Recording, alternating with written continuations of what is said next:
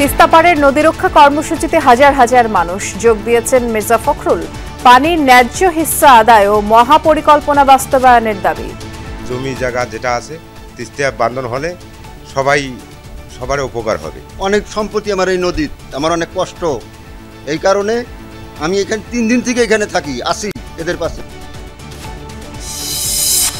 রাজধানীতে তারুণ্যের উৎসবের উদ্বোধন, দেশ পুনর্গঠনে তরুণদের এগিয়ে আসার আহ্বান উপদেষ্টা আসিফের।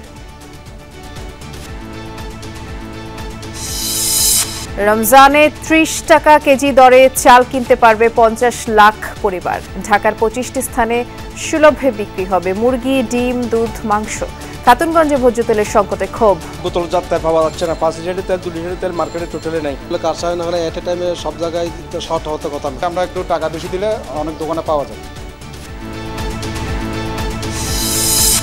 ন্যাশনাল আইডি থাকলে পাসপোর্টের ক্ষেত্রে ভেরিফিকেশন লাগবে না, জানালেন স্বরাষ্ট্র উপদেষ্টা। রোহিঙ্গারা যেন নতুন করে এনআইডি না পায় সে ব্যাপারে সজাগ সরকার। হত্যা মামলায় 3 দিনের রিমান্ডে ইনু মেনন। 5 দিন করে হেফাজতের নির্দেশ সাংবাদিক দম্পতি শাকিল রূপার। ট্রাইব্যুনালে আরও 6 জনকে হাজির। টেকসই উন্নয়নের লক্ষ্য অর্জনে বাংলাদেশের প্রশংসা জাতিসংঘের সহকারী মহাসচিব ডেমকারের।